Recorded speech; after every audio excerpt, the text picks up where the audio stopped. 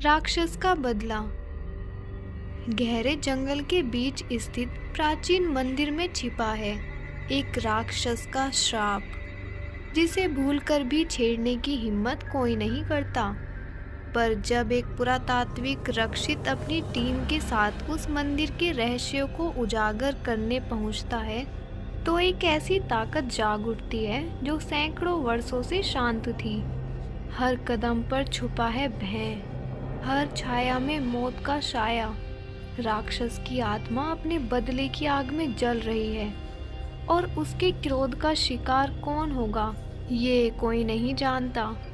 क्या रक्षित इस श्राप से बच पाएगा या इतिहास दोहराया जाएगा?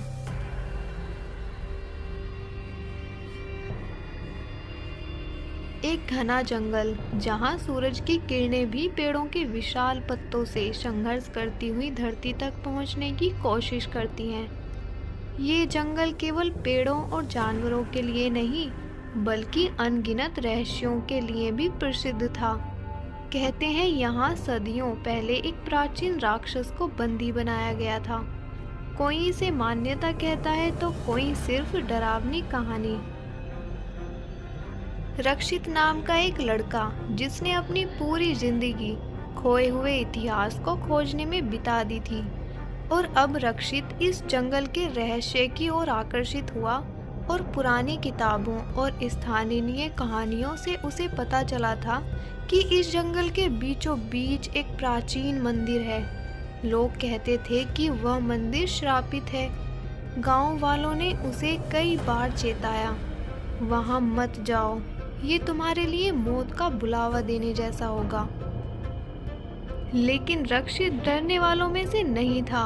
उसके लिए ये सिर्फ अफवाहें थी। उसने अपनी टीम को तैयार किया। 3 लोग, सब अपने क्षेत्र में निपुण। उसके साथ थी अर्चना, एक इतिहासकार, निखिल, एक फोटोग्राफर, और मनीष, एक गाइड जो जंगल के हर कोने से वाकिफ था, और खुद रक्षित एक पुरातात्विक खोजकर्ता। जंगल में घुसने के साथ ही एक अजीब सी शांति ने उन्हें घेर लिया। पक्षियों की चहचहाहट बंद हो गई, हवा थम गई। ऐसा लगा जैसे जंगल खुद उनकी मौजूदगी को स्वीकार नहीं कर रहा। मनीष ने धीरे से कहा, ये जगह मुझे सही नहीं लग रही, हमें लौट जाना चाहिए। लेकिन रक्षित ने उसे अनसुना कर दिया। डरने की जरूरत नहीं है, ये सिर्फ हमारी कल्पना है, चलो आगे बढ़ते हैं। बहुत टाइम तक चलते चलते उन्होंने मंदिर तक पहुंचने का रास्ता ढूंढ ही लिया। जैसे ही वे मंदिर के पास पहुंचे तो उन्हें एहसास हुआ कि आसपास की जगह कितनी डरावनी और भयानक है। मंदिर के दरवाजे पर बड़े बड़े नुकीले पंजों के निशान थे, जैसे किसी विशाल प्राणी ने उन्हें काटा हो। अंदर एक अजीब सी गंध आ रही थी, मानो सदियों पुराना सड़ता हुआ कुछ अभी भी जिंदा हो। अर्चना आगे बढ़ी और उसने दीवारों पर बनी मूर्तियों को देखते हुए कहा, ये राक्षस के बारे में है। यहाँ लिखा है कि ये श्रापित है और इसे कभी छेड़ना नहीं चाहिए। रक्षित ने उस पर हंसते हुए कहा, हाँ, ये केवल झूठ है। हमें अंदर जाकर देखना चाहिए, शायद हमें कोई ऐतिहासिक वस्तु मिल जाए। जैसे ही उन्होंने मंदिर के दरवाजे को धक्का दिया, हवा में एक झटके के साथ दरवाजा खुला और एक भयंकर ठंडी हवा की लहर उनके शरीर को छूकर निकली। अंदर का दृश्य बेहद डरावना था। दीवारों पर खून के धब्बे जैसे निशान थे और एक विशाल मूर्ति केंद्र में खड़ी थी। मूर्ति का चेहरा इतना भयानक था कि उसे देखना मुश्किल था। निखिल ने तुरंत अपना कैमरा निकाला और तस्वीरें लेना शुरू किया। तभी मंदिर के अंदर गूंजती हुई एक अजीब सी आवाज़ सुनाई दी। ऐसा लगा जैसे कोई जोर जोर से सांसें ले रहा हो। मनीष ने डरते हुए कहा, हमें यहाँ से जाना चाहिए, ये जगह हमारे लिए नहीं है। लेकिन रक्षित ने आदेश दिया, हम यहीं रुकेंगे, ये एक ऐतिहासिक खोज है और हमें सबूत जुटाने होंगे। अचानक मूर्ति के नीचे का फर्श कांपने लगा। सबने अपनी जगह पर जमकर खड़े होने की कोशिश की। तभी एक गहरी आवाज़ गूंजी, कौन हो तुम लोग जो मेरे आराम में खलल डालने आए हो? इस बार टीम के साथ साथ रक्षित के चेहरे पर भी डर साफ झलकने लगा। टीम के सभी सदस्य डर से कांप गए। ऐसा लगा जैसे उनकी सांसें थम गई हों। मनीष ने डर से कांपते हुए कहा, ये आवाज़, ये कहाँ से आई? रक्षित ने खुद को संभालते हुए जवाब दिया, ये केवल हवा का असर हो सकता है, घबराओ मत। लेकिन उसकी आवाज़ में भी एक हल्का सा डर झलक रहा था। अर्चना ने चारों ओर देखा। मंदिर के कोने अंधेरे और रहस्यमयी थे। हर दिशा में ऐसा लग रहा था जैसे अंधेरा उन्हें निगलने को तैयार हो। उसने धीरे से पूछा, क्या ये हो सकता है कि ये आवाज़ मूर्ति से आई हो? रक्षित ने हंसने की कोशिश की, लेकिन उसकी हंसी में आत्मविश्वास की कमी थी। ये असंभव है, मूर्तियाँ नहीं बोलती, बल्कि ये कोई पुरानी गूंज हो सकती है। तभी मंदिर के बीचों बीच जो मूर्ति रखी थी, उसकी आंखों से हल्की लाल चमक दिखाई दी। वो चमक इतनी अचानक थी कि निखिल के हाथ से कैमरा गिर गया। ये क्या था? मैंने कुछ देखा, निखिल चिल्लाया। रक्षित ने गहरी सांस लेते हुए कहा, शांत रहो, हम सब ने कुछ न कुछ देखा है, लेकिन इसका मतलब ये नहीं कि हम डरकर यहाँ से भाग जाएं। हमें शांत रहना होगा। रक्षित और निखिल के बहस के बीच अचानक दरवाजे अपने आप बंद हो गए। एक तेज धमाके की आवाज़ ने उनके कानों को झकझोर कर रख दिया। मनीष ने दौड़कर दरवाज़ा खोलने की कोशिश की, लेकिन वो हिला तक नहीं। अब मंदिर के अंदर अंधेरा और घना हो गया। केवल मूर्ति की आंखें ही लाल चमक दिख रही थी। और तभी वही गहरी आवाज़ गूंजी, तुमने मेरी नींद क्यों तोड़ी? तुम यहाँ क्यों आए हो? अर्चना ने कांपते हुए कहा, हमें माफ़ कर दो, हम यहाँ तुम्हें कोई नुकसान पहुँचाने नहीं आए हैं। लेकिन आवाज़ ने ज़ोर से गूंजते हुए कहा, मुझे माफ़ी नहीं चाहिए, मुझे बदला चाहिए। सदियों से मैं यहाँ कैद हूँ। जिन लोगों ने मुझे यहाँ बंद किया था, उनके वंशज आज भी जिंदा हैं, और अब मुझे तुम ही लोगों ने आज़ाद कर दिया। यहाँ आकर तुमने बहुत बड़ी गलती की। मूर्ति के चारों ओर से एक भयानक हवा उठने लगी। रक्षित ने जल्दी से अपनी नोटबुक निकाली और उन प्राचीन शिलालेखों को पढ़ने की कोशिश की जो दीवारों पर उकरे हुए थे। यहाँ लिखा है कि इस राक्षस को एक ऋषि ने श्राप दिया था। इसे बंद करने के लिए एक यज्ञ किया गया था। अर्चना ने कहा, तो क्या इसका मतलब है कि ये राक्षस अब जाग चुका है? और अगर ऐसा है तो इसे रोकने का कोई तरीका तो होगा। हमें उसे ढूंढना होगा।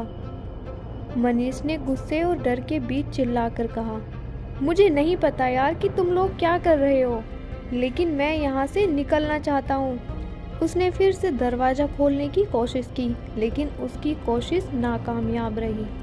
तभी अचानक मंदिर के फर्श से दरारें बननी शुरू हो गईं और उन दरारों से एक अजीब सी रोशनी बाहर आने लगी और उसके साथ ही मूर्ति के चारों ओर एक काले धुएं का घेरा बनने लगा।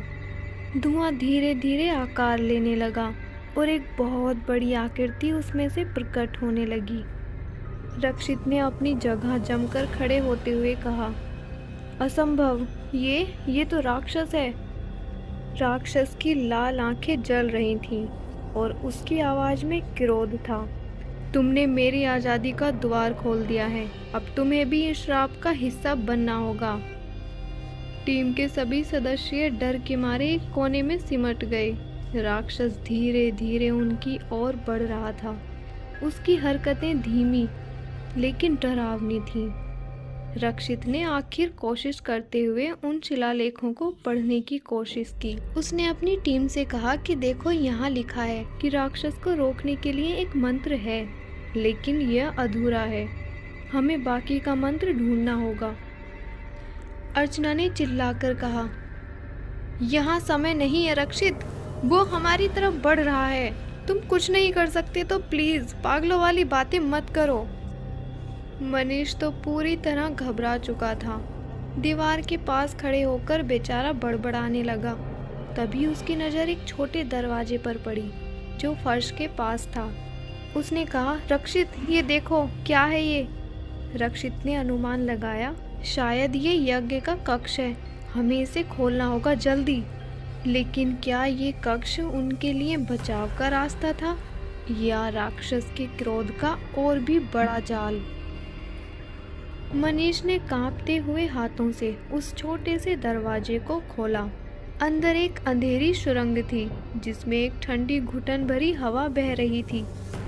मनीष ने घबराते हुए पूछा, ये रास्ता, ये कहाँ ले जाएगा? रक्षित ने तेजी से कहा, ये हमारी एकमात्र उम्मीद है, हमें जल्दी अंदर जाना होगा, इससे पहले कि वो राक्षस पूरी तरह जाग जाए। वो आगे बढ़ रहे थे, लेकिन पीछे राक्षस की गहरी सांसों और भयानक हंसी की आवाज़ गूंज रही थी। और अब वो राक्षस तेजी से उनकी ओर बढ़ रहा था। चारों सुरंग के अंदर प्रवेश कर लेते हैं बिना समय गंवाए। सुरंग के भीतर कदम रखते ही ये दरवाजा अपने आप बंद हो गया। सुरंग का आकार बेहद संकरी था और हर कदम पर फर्श के नीचे की मिट्टी चरमराती हुई महसूस हो रही थी। अर्चना ने धीरे से कहा, ये जगह सच में डरावनी है, लगता है जैसे यहाँ सदियों से कोई नहीं आया हो। रक्षित के हाथ में टॉर्च थी और उसने कहा, यहाँ कुछ ना कुछ जरूर होगा। ये सुरंग उस यज्ञ या मंत्र से जुड़ी हो सकती है जिसके बारे में मंदिर में लिखा था, हमें उसे ढूंढना होगा। कुछ दूरी तक चलने के बाद वो सुरंग उन्हें एक बहुत बड़े कक्ष में ले गई। कक्ष के केंद्र में एक पुरानी वेदी थी जिसके चारों ओर राख और जली हुई लकड़ियां पड़ी थीं। दीवारों पर पुराने शिलालेख और चित्र बने हुए थे जो एक राक्षस और ऋषि के बीच की लड़ाई को दर्शा रहे थे। अर्चना ने दीवार की ओर इशारा करते हुए कहा, ये वही यज्ञ स्थल है, ये वही जगह है जहाँ राक्षस को बंद किया गया था, लेकिन यहाँ कोई मंत्र नहीं लिखा है, हमें क्या करना होगा? निखिल, जो अब तक चुपचाप सब देख रहा था, अचानक बोला, यहाँ कुछ गड़बड़ है। ये जगह बहुत शांत है, लेकिन ये शांति किसी बड़े तूफान से पहले की लग रही है। तभी वेदी के पास से एक हल्की सी चमक उठी। रक्षित ने जल्दी से वहां देखा। राख के बीच एक पुराना ताम्रपत्र दबा हुआ था। उसने उसे उठाया और ध्यान से देखा। ताम्रपत्र पर एक अजीब सा मंत्र लिखा हुआ था, लेकिन वह अधूरा था। रक्षित ने हताशा से कहा, अरे यार, ये मंत्र अधूरा है। मंत्र के बिना हम राक्षस को कैसे रोकेंगे? अर्चना ने ताम्रपत्र को गौर से देखा और कहा, ये अधूरा तो है, लेकिन इसके संकेत कहीं और की ओर इशारा कर रहे हैं। शायद ये सुरंग आगे और गहराई में जाती हो। लेकिन तभी सुरंग के अंदर से एक भयानक गर्जना गूंजी। ये वही राक्षस था जो अब उनकी ओर बढ़ रहा था। उसकी आवाज गूंजती हुई आई, तुम मुझसे बच नहीं सकते। ये सुरंग भी तुम्हें मेरे क्रोध से नहीं बचा सकती। मनीष ने घबराकर कहा, हमें यहाँ से भागना होगा, ये राक्षस हमें मार डालेगा। लेकिन रक्षित ने दृढ़ता से कहा, भागने का कोई मतलब नहीं, हमें यहाँ पता लगाना होगा कि इस मंत्र को कैसे पूरा किया जाए। यही हमारी एकमात्र उम्मीद है। वे सुरंग में आगे बढ़े। हर कदम पर ऐसा महसूस हो रहा था जैसे कोई अज्ञात शक्ति उन्हें देख रही हो। आखिरकार वे एक और छोटे कक्ष में पहुंचे। वहां एक विशाल शिला रखी हुई थी जिसके ऊपर एक लाल रंग का निशान बना हुआ था। निशान कुछ ऐसा था जैसे किसी की उंगलियों से खून के छींटे डालकर बनाया गया हो। अर्चना ने धीरे से कहा, यहाँ कुछ अनहोनी हुई है, यह जगह और भी ज़्यादा डरावनी लग रही है। तभी शिला के ऊपर से एक धीमी रोशनी निकलने लगी और उनके सामने एक प्राचीन आकृति प्रकट हुई, एक ऋषि की आत्मा। आत्मा ने उनकी आंखें खोली और गहरी आवाज में कहा, तुम लोग कौन हो जो इस श्रापित स्थान पर आए हो? रक्षित ने हिम्मत जुटाकर कहा, हम इतिहासकार हैं। हम जानना चाहते हैं कि इस श्राप को कैसे खत्म किया जा सकता है। राक्षस जाग चुका है और हमें उसे रोकना होगा। आत्मा ने एक पल चुप रहकर कहा, उस श्राप को तोड़ने का तरीका कठिन और खतरनाक है। वह राक्षस केवल तभी रोका जा सकता है जब उस मंत्र को पूरा किया जाए और इसके लिए बलिदान देना होगा। अर्चना ने सहमे हुए पूछा, कैसा बलिदान? आत्मा ने जवाब दिया, तुम्हें उस मंत्र को पूरा करने के लिए अपनी सबसे बड़ी कमजोरी को त्यागना होगा। वह कमजोरी जो तुम्हें भीतर से जकड़े हुए है। केवल तभी तुम उस राक्षस को रोक सकते हो और उसका सामना कर सकते हो। लेकिन याद रखना, ये आसान नहीं होगा। अचानक आत्मा गायब हो गई और कक्ष में एक गहरी खामोशी छा गई। रक्षित ने गंभीरता से कहा, हमें अपने डर और कमजोरियों का सामना करना होगा। यही एकमात्र रास्ता है। लेकिन क्या वे इस कठिन परीक्षा को पार कर पाएंगे? क्या राक्षस के क्रोध को शांत किया जा सकेगा, या फिर ये श्राप मानवता के लिए फिर से विनाश का कारण बनेगा? देखने के लिए प्लीज़ नेक्स्ट एपिसोड का वेट करें। Thanks for watching.